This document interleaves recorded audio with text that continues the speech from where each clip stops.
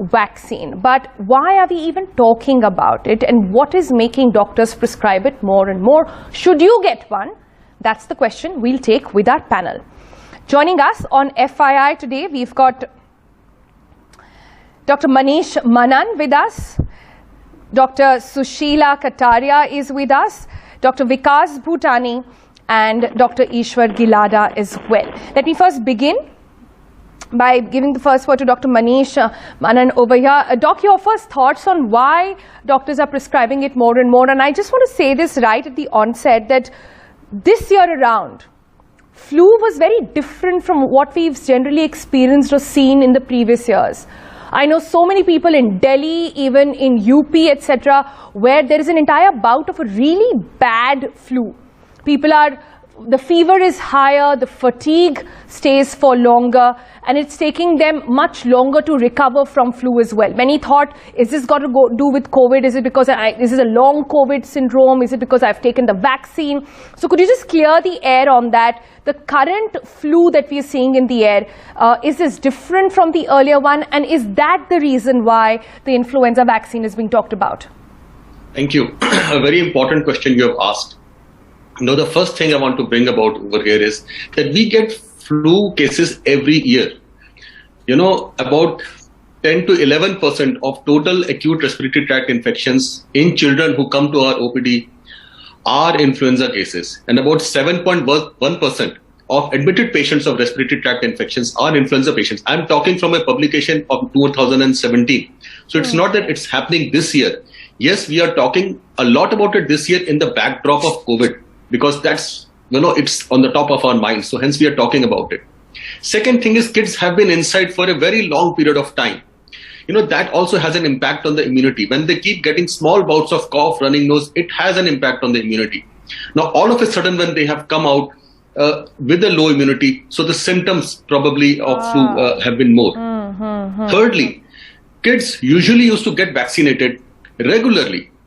The normal MMR vaccines, the typhoid vaccines, the flu shots, which kids used to get, I'm telling you, 2020, we have seen more than 50% to 60% drop in the regular vaccination, which kids used to get and they have not got. So lack of vaccination, lack of immunity, lack of exposure to small minor cold infections, these are one thing.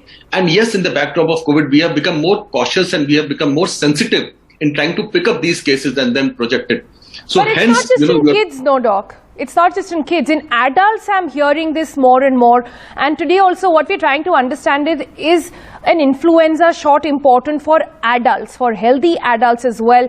And we'll sort of break it down into those who got COVID, didn't get COVID. Let me take that to Dr. Sushila there. What are you seeing as a symptom and as a trend this time around in this flu season in your hospital for starters?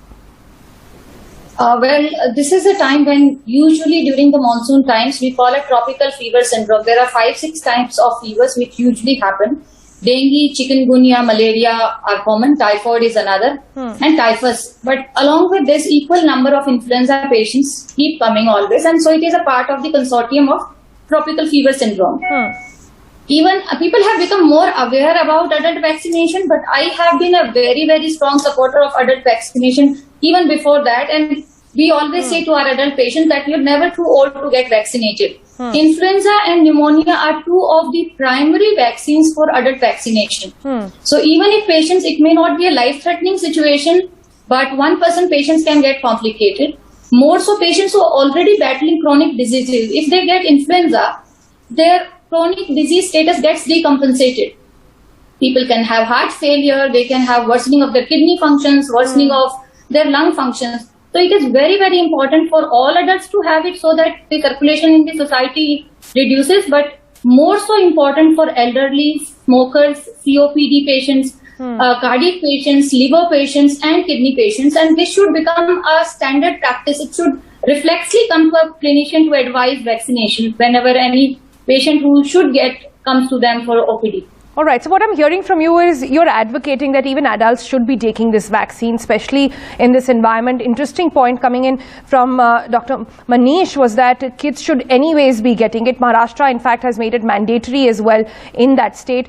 So if you look at that, and let me come to Dr. Bhutani on that one. Dr. Bhutani, then do adults who have taken the COVID shot, is it okay for them to take this vaccine? Yeah, it's right that one should, this is advisable that one should take COVID shot also in addition to flu vaccine. But the word of caution in this, I would like to say that there should be a difference of at least 2 weeks between the two shots. If one takes an influenza shot today, at least if he's due for a second shot of COVID-19 vaccine, he should wait for at least 2 weeks, because that's what has been recommended by the CDC organizations. You mean 2 weeks after the second shot, not in the middle at all? No, not after. You can take it in between also, but only thing is between any two vaccines, there should be a difference of at least 2 weeks when you are taking the COVID vaccine and influenza vaccine. Yeah.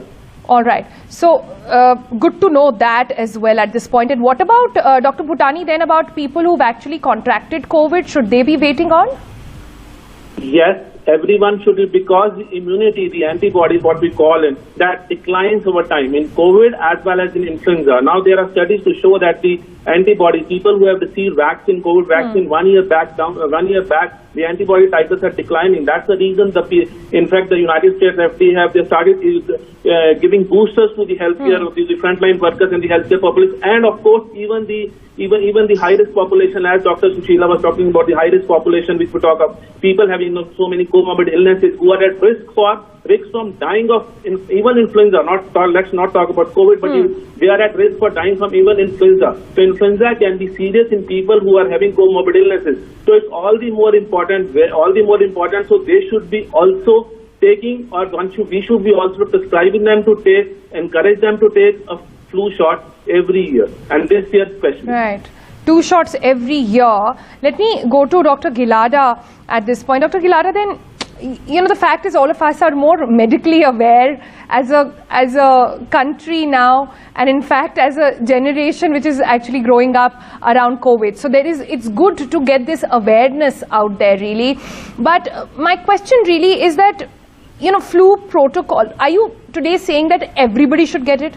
Are you saying those who are immunocompromised should be the ones prioritized, because we have limited vaccines? I mean, the end of the show, I don't want everybody watching this to rushing in to get a influenza vaccine shot. That's not the criteria. And again, I just want to underline, do consult your doctor whether you not need it. This is just, like I always say, FYI. This is for your information. You must consult your doctor before you jump to any conclusion. But Dr. Gilada, what is your prescription to your patients? Do you ask everybody to take it, and which sort of group would you prioritize? Sonal, as Sushila said, that vaccination in adult was not even heard of earlier. We started in HIV setup in 2010, almost 11 years back. And at that time, vaccination in adult was never heard of. And there are a lot of vaccines which are required for adults.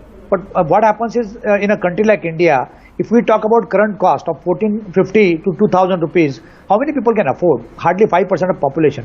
So whenever we make any guideline, we should first make it available in India at affordable cost. Then we should make a guideline. Just having a guideline, asking people to come, rush there. So currently there are only 3 international companies which are marketing in India. But GSK and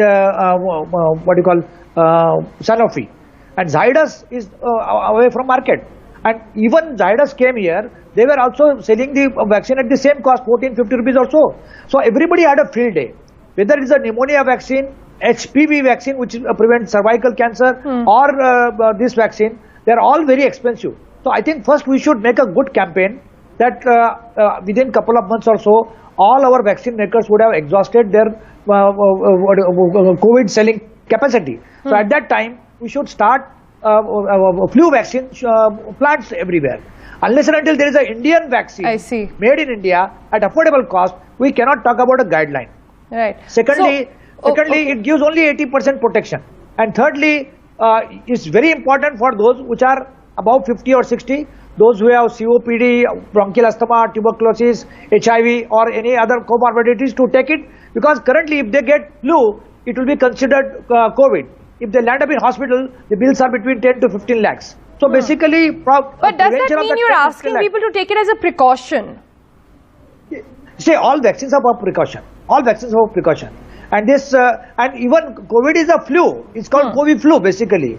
And therefore we say flu-like illness is COVID. And therefore we should start getting into that. So SARS is one of the previous infection. So all these vaccines are for prevention. Vaccines are always for prevention. It's called immunoprophylaxis or immunoprevention. So all this, and immunotherapy is after you get a disease, you take vaccine. That also helps to some extent. But these are all preventive vaccines.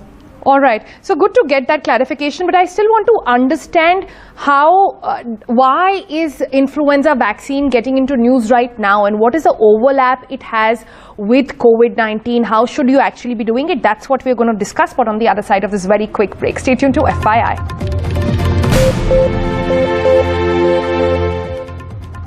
Welcome back. We're discussing all you need to know about the influenza vaccine, and not just for kids, for adults. Why is it so important that we are talking about it in these times? Why are more and more doctors prescribing it? Should you take one as well? Let me go back to Dr. Manish at this point. Dr. Manish, if you could explain very simply to my viewers on what exactly is the overlap here with COVID-19. Now, just for starters, CDC, that is the Center for Disease Control in US, for example, has said that in order to control or to sort of prevent yourself from a very complicated COVID, or to land up in a hospital, or to get a secondary infection, that is, it's good to get your protection from influenza as well, right? But then people would say, well, I've taken the COVID-19 shot, why do I need another shot? Thank you. So one thing I want to make it very clear, the CDC has very clearly said that the flu shot doesn't prevent COVID. So it's very clear. They say that when you give a flu shot, you at least reduce the burden of flu in the society. When you reduce the burden of flu, already the burden of COVID is there. So you reduce the flu burden in the society. That's the science behind why the CDC has said. However, in this context, since COVID we are talking about, I want to quote two studies. One was from Michigan and Missouri. It's a small study which said that people who have taken the flu shot, their chances of getting the severe disease is less, and chances of getting the disease is also less. Then there was a retrospective study of COVID-19. COVID-19, yes. Then there was a retrospective study of about 75,000 patients, which was published on 3rd August 2021 from Miami. The study is from Miami. This study, it found out that people who had got the flu shot, their chances of getting long COVID, like, the complications like stroke, like DVT, like sepsis, that was less. So my concern over here is, this vaccine the COVID vaccine is presently not there for kids. So for children, this is the best thing available at the moment now. I see. So, at least the flu shot can be given. I'll quote the Michigan study which says the severity is less, the chances of hospitalization is less. Small study. We need more studies on this. Of course. And again, the retrospective study which says the complications of long COVID is... So there is some scientific data for us to say that yes, at least for pediatric age group, that's why the CDC has said the flu shot, at least for the next 2 years, I would recommend all should be taken. All children Very should take important points, all of that you've mentioned. I just want to say that everybody on this panel is in agreement that one should take a vaccine. What you're all also saying, and I would like to just go around the table once before we end the program as well. We can start with Dr. Sushila.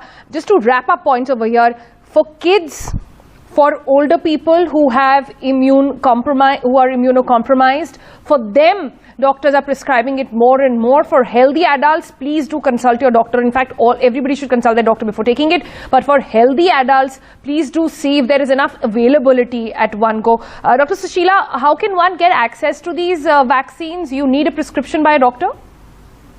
So these vaccines are usually freely available, and most of the clinics and hospitals are offering through clinic. Most people should consult their doctor and have a prescription before getting it administered, because even if somebody has a special condition, and as you said, the nasal vaccine is not for somebody who has asthma or immune compromised. So prescription and recommendation from the doctor is a good idea, but sometimes one doctor can recommend to a lot of people altogether, going in one area and vaccinating everyone. That is also a cost-effective way of doing it. Right. Dr. Bhutani, closing comments?